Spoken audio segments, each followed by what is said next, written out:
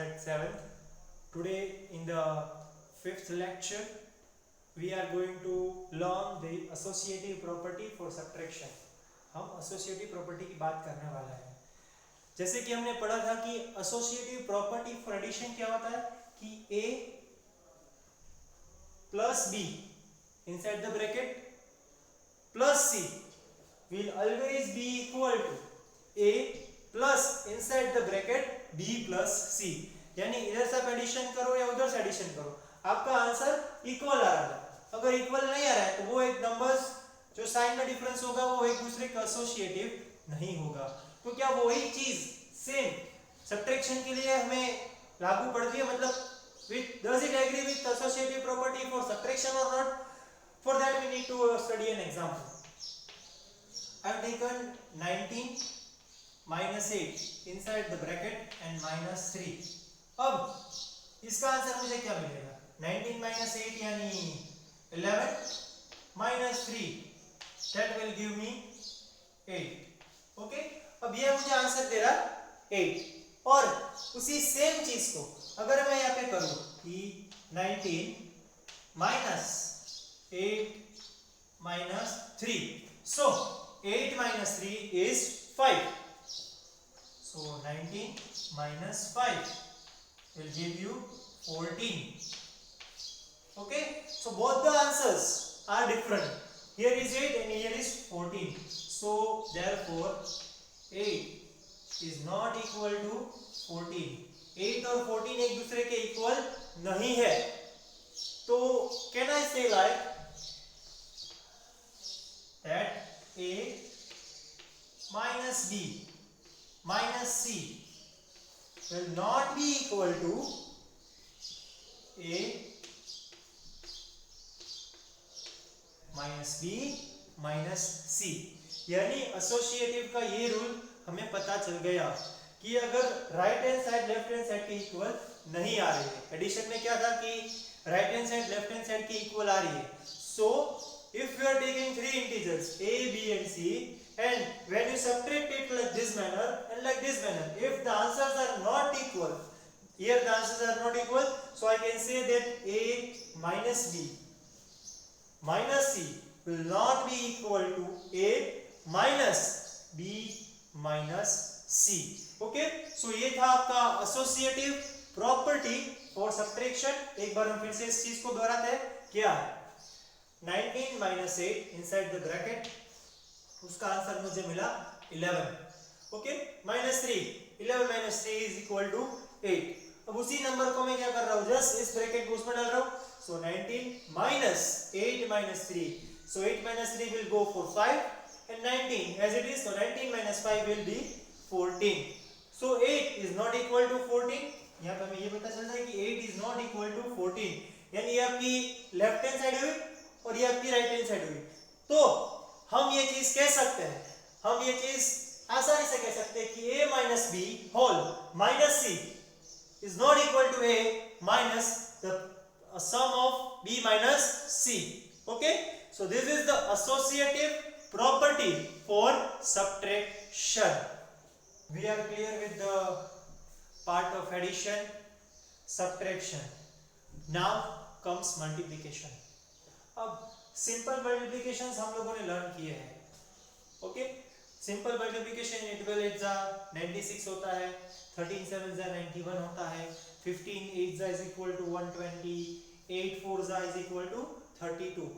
हर एक मल्टीप्लिकेशन जो मैं रिप्रेजेंट कर रहा हूँ, ओके, जैसे कि मैं बोल रहा हूँ कि 12 मल्टीप्लाइड बाय 8 96. ओके, फिर 13 into 6 that is 78. 8 into 8 will give me 64. Okay, 25 into 25 will give me 625. Okay, हर एक इंटीजर्स आप ले रहे हो. These are two positive integers, positive positive positive. तो हर एक दो इंटीजर्स का जब मैं मल्टीप्लिकेशन कर रहा हूँ तो मुझे आंसर मिलेगा c. ओके, मतलब a multiplied by b will give me c. अब अगर मैं नेगेटिव इंटीजर्स और पॉजिटिव इंटीजर्स का मल्टीप्लिकेशन करूँ तो आंसर क्या मिलेगा? किसी चीज को हम नेगेटिव में लेते हैं, पॉजिटिव और एक नेगेटिव, सो यहाँ पे मैं लिख रहा हूँ 12 मल्टीप्लाइड बाय -8, फिर 13 मल्टीप्लाइड बाय -6, 8 मल्टीप्लाइड बाय -8 और 25 मल्टीप्लाइड बाय -25. ओके, सो हर एक चीज को मैं रिप्रेजेंट कर रहा हूं यहाँ पे. देखो 12 multiplied by -8, 13 into -6, 8 into -8 and 25 into -25. Right? सो हर एक इंटीजर्स अलग अलग रिप्रेजेंट में कर रहा हूं. सो 12 into 8 क्या होगा? 96. It would be -96. ये साइन रूल है, plus minus minus plus minus minus, so -78 -64 and -625. Right? So these are the multiplication of integers. Okay, now from here two positive integers, positive into positive will give us a positive integer only. एक चीज याद रखनी है, this is sign rule. Positive into positive will give you positive only. Right? अब बात करते हैं इस चीज की. एक पॉजिटिव ले रहा हूं, दूसरा इंटीजर में नेगेटिव ले रहा हूं, तो आंसर वुड बी नेगेटिव.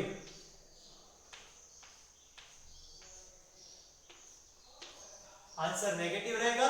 अगर दो पॉजिटिव इंटीजर्स का मल्टीप्लिकेशन आप लोग कर रहे हो तो उसका आंसर आपको मिलेगा पॉजिटिव इंटीजर 25 25 6 25, 8 into 8 64. और अगर आप दो नेगेटिव इंटीजर्स का मल्टीप्लिकेशन कर रहे हो, sorry, one positive integer and one negative integer, positive negative will give you negative.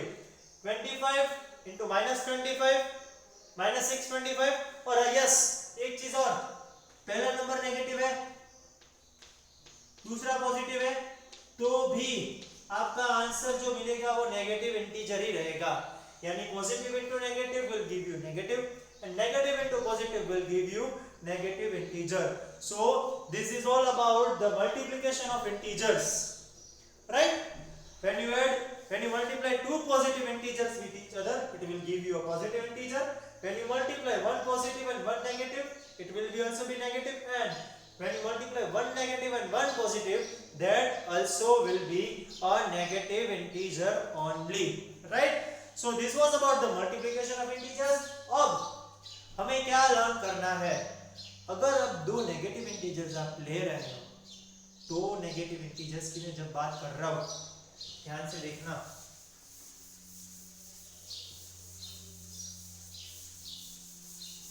Okay, अगर मैं दो नेगेटिव इंटीजर्स ले रहा हूं तो क्या होगा? एग्जांपल में सेम लिखने वाला हूं.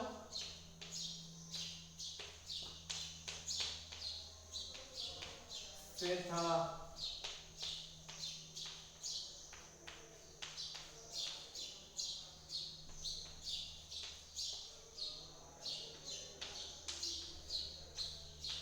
और लास्ट हमने जो लिया था वो था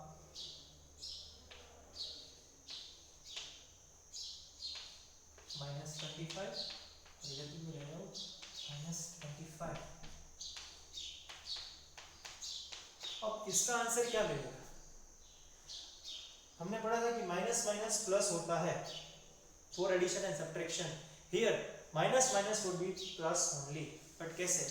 अगर दो नेगेटिव इंटीजर्स को आप मल्टीप्लाई कर रहे हो, 12 8 -1 into -8, it would be 96.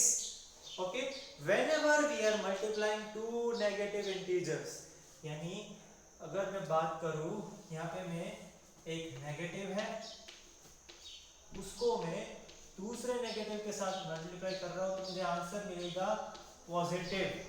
Okay, यानी whenever we are multiplying two negative integers, we get the answer as positive integer. -13 into -7, it is 91. हमें इधर बड़े नंबर की साइन नहीं देखनी है. माइनस माइनस प्लस होता है, that is minus into minus will result us to plus. -8 into -8 will give you 64 and minus 25 into minus 25 will result to 625. Yani whenever we are multiplying two negative integers, one is a negative and another one is also negative, we will get the answer positive integer only. Whenever we multiply two positive integers, we get two positive integers. Whenever we multiply one positive with another negative and another negative with another positive, we get answer as negative. And when you multiply two negative integers, यानी दोनों integers negative हो गए, तो उसका answer positive integer रहेगा. यानी whenever we multiply two negative integers, the resultant answer is positive integers. So this was about the general multiplication of integers. Okay, हमने subtraction learn किया आज, multiplication भी किया. अब हम multiplication की properties learn करेंगे आगे जाके. Okay, so I will be giving you few examples of associative property for a subtraction and multiplication of integers. आपको multiplication करने के समय एक चीज ध्यान रखनी है कि वो साइन को आप क्या रिप्रेजेंट कर रहे हो आंसर के अंदर. क्वेश्चन में कौन सी साइन दी है? Positive positive positive positive negative negative negative positive positive and negative is positive. So this was about multiplication of integers. I hope you are clear with these things. अगर आपको कुछ doubt है तो फिर से इस चीज को रिपीट करना. You will be very much clear with these things. Okay, thank you students.